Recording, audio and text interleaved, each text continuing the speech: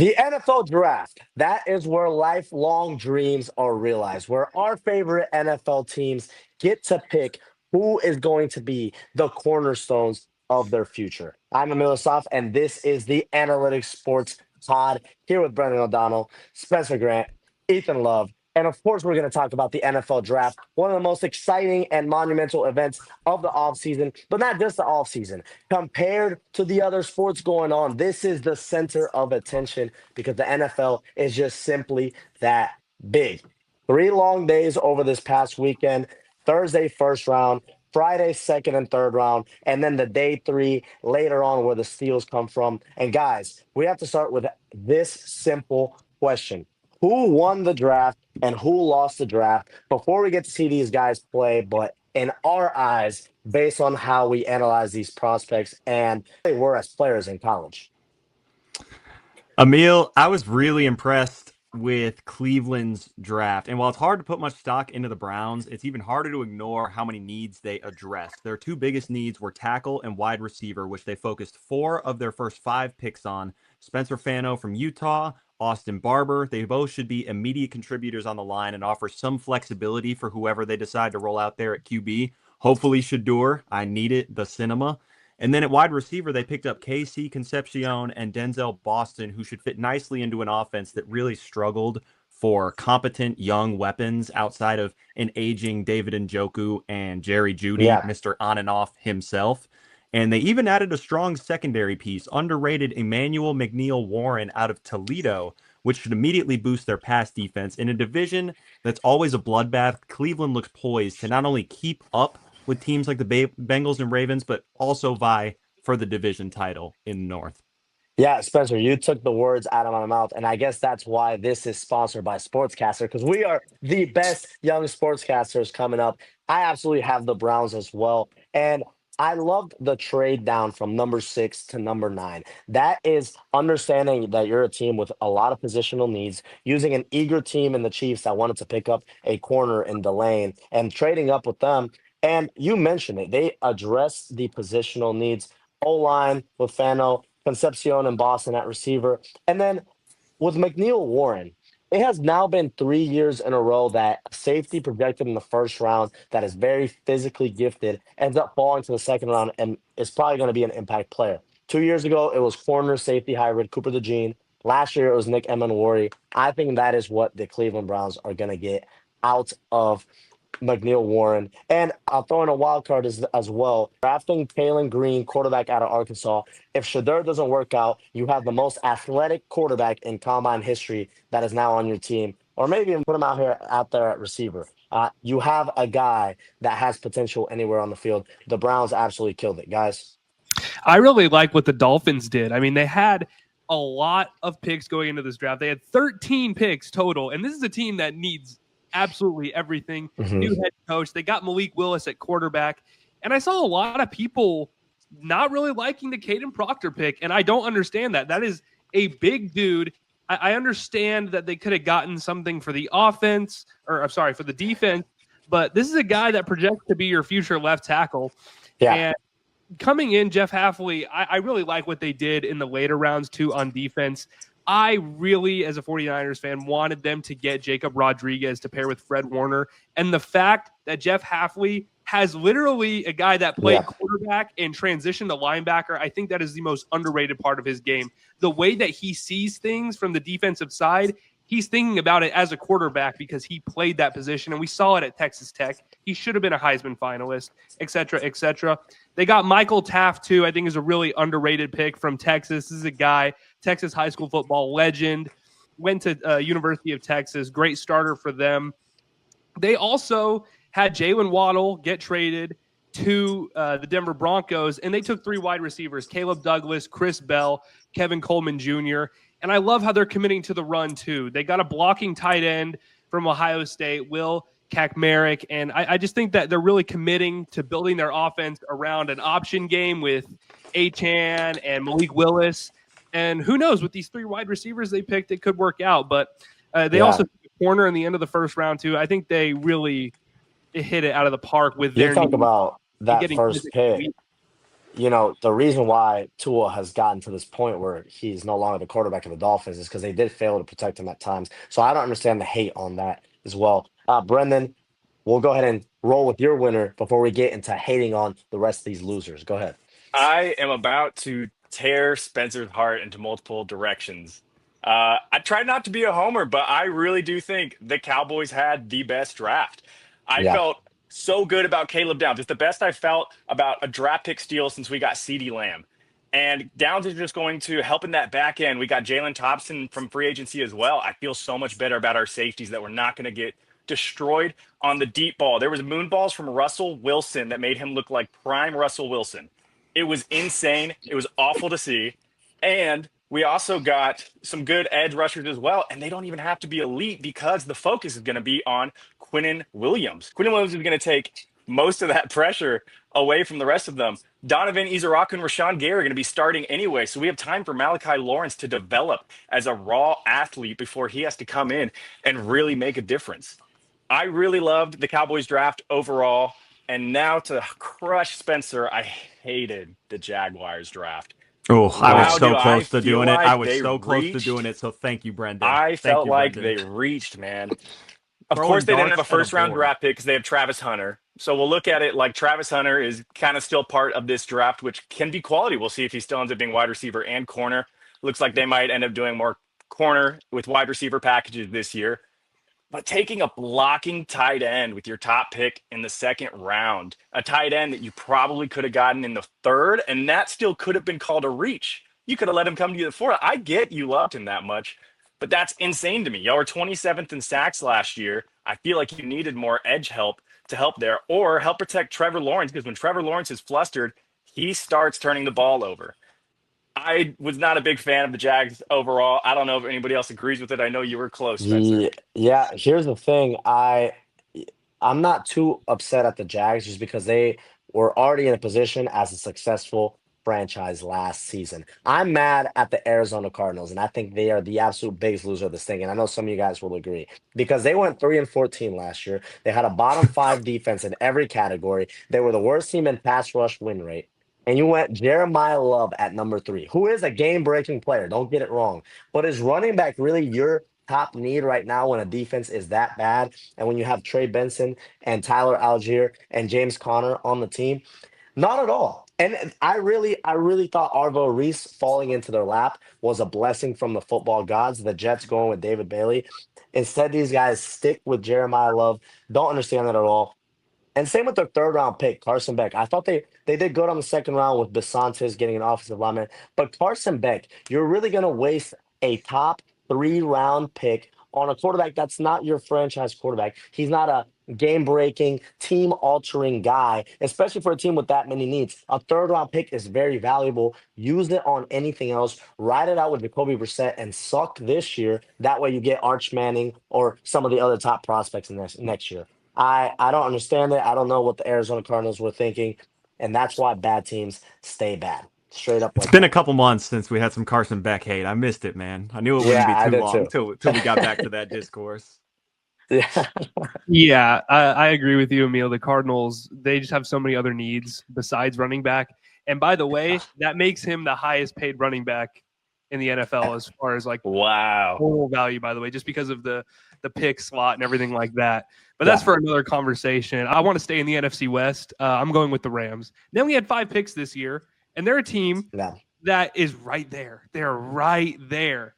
And could you imagine this offense with Puka Nacua, Devontae Adams, and maybe Mekhi Lemon, who was rumored to go there? Oh my goodness, I'd be shaking in my boots if I was any defense. But nope, the Rams went and they took Ty Simpson, who it should not have even been a first-round pick. I want to preface that by saying that I think he's so inaccurate on intermediate routes, and his drop back takes too long, and he's not gonna work in the NFL. McVay, you could tell, didn't want to make the pick either. He said right after that he's going to compete with Stetson for the backup job.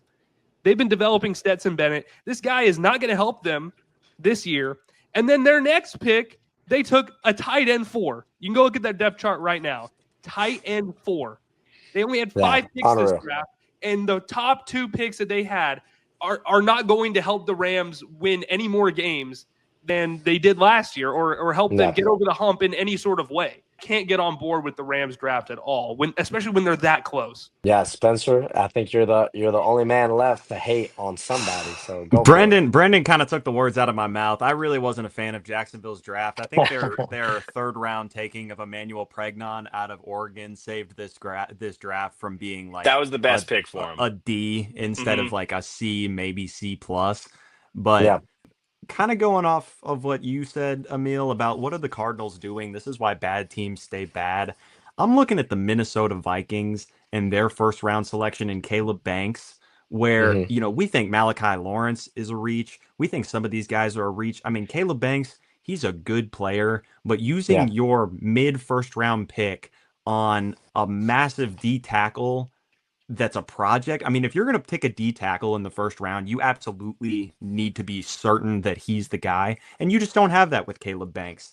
And Yeah. then looking It should have at the been rest, McDonald, really. If it was 100%. between And they those took two they DTs. took a late round safety in Jacoby Thomas. He can create some takeaways. Had 5 in 2025, but overall, I mean, what do the Vikings have? They got a lot of pieces that would be nice depth pieces if they had some starters, but they don't. And so when you look at the NFC North, the most underwhelming team last year, I mean, even the Lions found themselves pretty close to playoff contention, but do you think they're going to stay bad this season? Probably not. Minnesota Yeah. is going nowhere. I don't care what Kyler Murray has to say about it. He doesn't watch film anyway. The Vikings had me thinking, what are they doing? Hey, this is very very tough on the Vikings. We'll save that for a little bit later when we talk about some of these potential teams that didn't make the playoffs, whether they're going to get in, whether they're going to stay out, like Minnesota right there. But now let's rapid fire since we're sticking with some of these top selections. We got to pick our rookies of the year. It's the hype of the draft that just happened. Who are the guys that y'all think are going to take those awards? And I'm going to go ahead and start actually based off of what Brendan said. It's going to be Caleb Downs. This is a guy that is ready to be an all-pro safety in his first year. He was an All-American since he was a freshman at Alabama. This is the piece that the Cowboys need with Christian Parker as the new defensive coordinator. I'm going Caleb Downs, defensive rookie of the year. I think Kyle Hamilton off rip for the Ravens. That's the same type of impact. Shout out to Ruben Bain. Going to be a dog as well. But then on the offensive side, wild card, I'm going Jordan Tyson. I think the combination of having Kellen Moore as your head coach and Tyler Shuck, who was playing with a lot of swag to end the season, Mm-hmm. and being on the other side of Chris Olave, him taking attention away from you, those are my two guys. All right, I'll let you guys go. I'm going to go with Carnell Tate. I think Cam Ward needed a weapon. Cam Ward ended the season, the last 8 games, 12 total touchdowns, 1 interception. He started to look really put together with not an amazing wide receiver corp. And I think Carnell Tate paired up with an explosive receiver like Shamire DK, who started to really come onto the scene as a returner and also as a deep ball specialist. I think Carnell Tate can help carve up the intermediate and the short routes for them and make them a more explosive offense. And then on the defensive side of the ball, I'm going to go with Mansour Delane. I think that the Chiefs have proven that they are really good at building cornerbacks to be some of the best in the NFL. Marcus Yeah, Peters, L'Jarius Sneed, Trent McDuffie, they never keep them, but they always cultivate them, draft them, cultivate them, build them up to be one of the best, and then they ship them off and they that's true. rotate it for more corners every single time. And so I'm feeling really confident that he's going to come in and be a lockdown corner day one. Yeah, shout out Spagnuolo there. Definitely doing his Spags. thing. Yeah. This is not a controversial take, boys. I agree. It's going to be Caleb Downs on the defensive side. But in case it's not, we're looking further in the division. I got Arvell Reese, arguably the best player in the draft. And it pains me to say it because the Giants look miserable to play against if you're in the NFC East.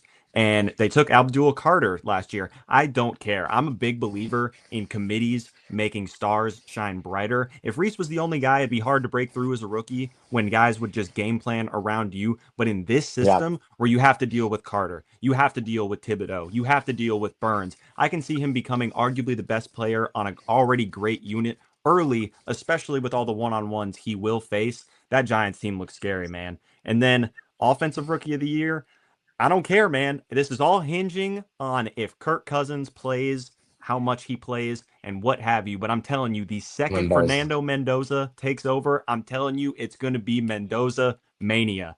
The media and the voters love quarterbacks, and especially this kid Mendoza. How do you not cheer for him? I think him and Genty will complement each other well enough to take the pressure off each other and show what each of them can do when not being the primary focus of the opposing defense, because they're going to have to pick their poison. You think Brock Yeah. Bowers isn't salivating at the fact that he's going to have a guy that can throw him the football? They still need to address the offensive line a little bit. That remains to be seen, but at least they'll have a little bit more balance in the passing game and rushing game with Mendoza at the helm. Yeah, you said it. He has to start the right amount of games, so but don't hit the pick. Ethan. Yeah, I'm going to just preface this by saying a safety has not won Defensive Rookie of the Year since 1990, so good luck, Caleb Downs. They usually favor edge rushers with this award and being able to get sacks and things like that. So, Emil, I'm glad that you brought him up. I got Ruben Bain. And this is a classic, Joe Burrow's hands are too small. Oh, they're saying Ruben Bain, his arms are too 100%. short. He's a dog. And especially in He's Tampa, nasty. in that division, he's going to cook. And I think that he will even have a double-digit sack season and win this award handedly. But on the offensive side, you guys might call me a maniac, insane for this. But I got Carson Beck. And I think that he's wow. I don't even like the pick. God, I don't even like the pick. Hey, y'all, come look at this. But when you look at it this way, same thing. Rookie of the Year offensively tends to go favor a quarterback if there's one that plays. Tyler Shuck almost won it last year, and I'm not even sure if he played like half of the game. Spencer Rattler joined in late. Yeah. Mm-hmm. Yeah. That's this true. is a very winnable quarterback battle in Arizona. When you look at their offense, Trey McBride is like the security blanket young quarterback tight end. Michael Wilson and Marv are no joke at receiver. And then if you add Jeremiah Love, if the Cardinals are even just fine and Carson Beck is playing quarterback for them, I think this is his award to lose. I don't think Mendoza is going to play that much because I think Brady wants to set up for Mendoza the environment that he had where he got to learn behind Bledsoe. He talks about how important that was for him. So that's why I'm not picking Mendoza here. And yeah, call me insane, but I think Carson Beck might win this award. Yeah, we'll see whenever the Cardinals win 2 games how hot his case is. And when Brissett has started in 14 of those 17 games. Okay, we'll move away from talking about the Cardinals and about some of these bottom feeder teams. I want to get into some of these later round picks for potential playoff teams that you guys think could either be stars off rip or make a big impact. Who do you guys have real quick that can be a star from day 2 or day 3 of the draft pretty fast? I'm going to go quick here. I think you guys are going to like this one. I think the Cincinnati Bengals said if at first you don't succeed, try again. And that's what they were thinking when they took Cassius Howell out of Texas A&M. After taking Shamar Stewart, another A&M edge product, did absolutely nothing last year. The Bengals looked to reload at edge rusher, took another guy from A&M, had 11.5 sacks in 2025, and it helped anchor what was a really great front seven for the Aggies. And we all know that Cincy had no defense last year, but after trading for Dexter Lawrence, I think they will shock some people with how much this pick helps them revamp their playoff hopes, especially with what we know that offense can do. As bad as some of y'all thought the Vikings draft was, I think one of their late round picks, Damon Claiborne from Wake Forest, is actually going to be a really helpful change of pace back, especially since they have Aaron Jones, who's aging, and Jordan Mason, who wasn't able to really step up and fill that role when Aaron Jones was out. Claiborne ran a 4.37, and when you have deep ball threats like Justin Jefferson and Jordan Addison, if you have a back that quick and that shifty, he can hit the holes and he can get big yardage for you when you need. He's somebody that Kevin O'Connell can really use to stretch the field for them offensively. And I'm looking forward to seeing him, hopefully, because Aaron Jones is always going out now and Jordan Mason isn't reliable. Yeah, dude, I'm going to stick with running back as well. I love Kaytron Allen, 6th-round pick going to Washington. Think Bill from last year, except Bill's time is up, and now it's Kaytron Allen time. All-time leader at Penn State in rushing yards, which blew my mind. Saquon Barkley played there. It's going to be a huge opportunity for Kaytron Allen, who did all of that while splitting carries with Nick Singleton at Penn State, regardless. Ethan, go ahead and close it out for us. Yeah, I got 49ers 3rd-round pick, Romello Height. He played opposite of David Bailey at Texas Tech. And if you put on the tape, it's arguable. If you just took their numbers off, I would probably tell you that Romello Height might be a little bit better. He's got better bend. He's quicker. And if he just in general on reps would get to the quarterback faster than David Bailey. So I don't know. I think this could be, he'll be playing alongside Nick Bosa, who will play that same type of role that David Bailey did at Texas Tech. And who knows, this could be a real good find for the 49ers. Yeah, we'll have to clip that in case the number 2 overall pick is worse than a third-round pick from the same school. But I am glad you Yes. guys are taking it more to some of these teams that have very interesting 2026 seasons coming up, especially the Minnesota Vikings, because I do agree with Brendan. I didn't hate their draft that much, and I actually have them as the team that didn't make the playoffs, most likely to make a push next year. And that's because you cannot understate how big the difference between JJ McCarthy and Kyler Murray, former Heisman, former guy that has led a 12-win team before, really is. You talk about Justin Jefferson and Jordan Addison, how dynamic this offense is, and how much of a genius Kevin O'Connell is. He is going to maximize what this quarterback is doing for him at the minimum salary in the NFL. Are you kidding me? This team won 9 games last year with JJ McCarthy and Carson Wentz, and just an absolute mess at the quarterback position. They're going to win double-digit games and be a playoff team. And I would even say can make a playoff push. I'm not going to pick them to win the Super Bowl. To me, that is going to be the LA Rams, despite them botching the draft. That is the only negative that is against the Rams right now. But that's what I have. Vikings in the playoffs, Rams to win the Super Bowl.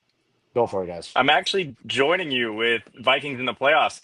How do you make Justin Jefferson look pedestrian? How can you be Yeah. that bad? Kevin O'Connell is a quarterback whisperer, and we threw in quarterbacks like Josh Dobbs and made them still look elite. Justin Jefferson could still put up elite production. So I do think if you get Kyler Murray in a system like this that is better cultivated for him and has better threats than the Cardinals did, and it was just a toxic environment too. It seemed like Kyler Murray's time was up. The fans didn't want him there. The coaching didn't want him there. Everybody that drafted him or coached him was gone. They were done with Kyler. Yeah. I think this is going to be a way healthier environment for him, and he can really help push this team past 9 wins. Like you said, they still had 9 wins because they had one of the top defenses in the NFL still. They still have the elite weapons. I think they reloaded at the right positions that they needed in the draft that they can make that playoff push this year. And Brian Flores still there on the defensive side as a coordinator. exactly. He didn't get poached Yeah. to be a coach. They're still going to have a really good defensive coordinator. And I am piggybacking off of you completely because I am sticking my with God. the Rams to go to the my Super Bowl. God. I think it'll be Chiefs Rams this year. I really think Patrick Mahomes is just going to be back, man. They had a down year. Their defense is going to be one of the top 10 in the NFL again. I think their weapons are good enough, but it's the Rams. And I actually don't even hate the Ty Simpson pick because part of the issue with Matthew Stafford is he has back problems pretty often. And so if they're going to make it to the playoffs and Matthew Stafford misses time, you need to have a quarterback that you can trust to go in there and still win games for you and hopefully be the quarterback of the future. We'll see on if they reloaded enough everywhere else, but I think the thing with the Rams is they were talented enough already that they believed they could make the Super Bowl even by looking to the future. And they were so close this year too against the Seahawks. And I get that means they're one player away, but they were also one play away with the same players of going to the Super Bowl and probably beating the Patriots. Well, I'll just tell you guys right now that Kyler Murray is not a difference maker. Y'all are absolutely Vikings. If you as an NFC West watcher, Kyler Murray made that offense so much worse because he can't throw over the middle because he's too short. And he's never on time with any of his routes because he just scrambles off rip. Jacoby Brissett, an actual pocket passer, made that offense so much better. And it's not going to work in Minnesota, first of all. I don't hate the Rams or whatever, but the Vikings are not going to they're not going to touch the playoffs. A team that will is the New Orleans Saints. And they have done it textbook style, what you're supposed to do.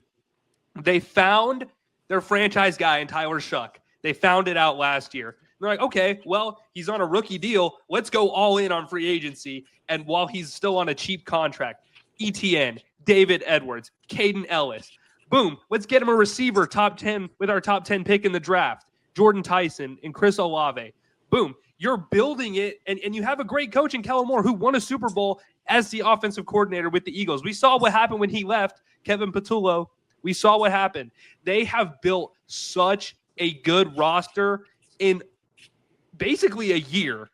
And I'm so excited to see what they do in the NFC South. I think they will handily win this division. I'm thinking 12 wins at least for the Saints on their way to the playoffs, and they could be a legit Super Bowl contender if Shuck takes that step in year 2. But I'm going to stay in the NFC West with you guys with my Super Bowl pick, and I'm picking the 49ers because they got absolutely robbed last year with all the injuries they had. The fact that they still won a playoff game against the Eagles in Philly, mind you, with all these guys coming back and a solid draft. I think everyone's giving it a little too much hate, but there is some reaches in there for sure. I think the 49ers can put together, especially with Raheem Morris at DC. I know you lost Robert Saleh. Man, I like what the 49ers have done this offseason, Mike Evans, everything like that. They should be a really good contender in the NFC, and they've been there, done that. So I got them. I really like the love that you guys are showing to the NFC. I'm typically an NFC guy as well, but I think you guys are making this way too complicated. I think the easy answer for who's going to become a playoff team, you got the Baltimore Ravens. I think last year's 1-5 start is largely a fluke, and with a new coaching staff and a really solid draft, including guys like Zion Young at the edge, Jacoby Lane at wideout, the obvious signing of Trey Henderson, the Ravens could come out scarier than we've seen them since Lamar's 2019 MVP campaign. This new coaching staff, they're looking to keep it simple. Look at the talent they have on their roster and execute. Don't get cute. Don't play not to lose. None of that stuff that Harbaugh was mind-numbingly putting together. And I'm going to stick with them and double down and say that we're really about to find out how much Harbaugh was holding this Ravens team back as they finish the season somewhere around 13-4. They're going to run through the playoffs behind their revamped defense and newfound sense of urgency as the offensive juggernaut that we know that they can be. I think they'll win their division, they'll secure a top 2 seed, and they'll roll their way through the AFC where not even Buffalo or Kansas City will slow them down. No, the Denver Broncos and Sean Payton's does not move me. And Drake May and the Patriots will fall back down to earth, and I will love every second of it. I think Lamar finally crushes his playoff demons and reminds us what a 2-time MVP quarterback looks like in his prime, en route to a matchup, probably against an NFC West team because they're pretty good at that. Hopefully it's the Rams and not the 49ers. No offense, Ethan. Either way, Ravens versus NFC West. Book it. It will be cinema. Guys, I know it's late April, May, draft just happened. These are predictions from way, way, way too far, but eventually the predictions will be answered. We will either be telling the absolute truth or we will be completely off. But that right there is the nature of being a sportscaster. Shout out to Sportscaster for sponsoring this pod. I am Emil Asaf, your host for the Analytixx Sports Pod. Brendan O'Donnell, Ethan Love, Spencer Grant. Thank you guys for watching, and we'll see you on the next one.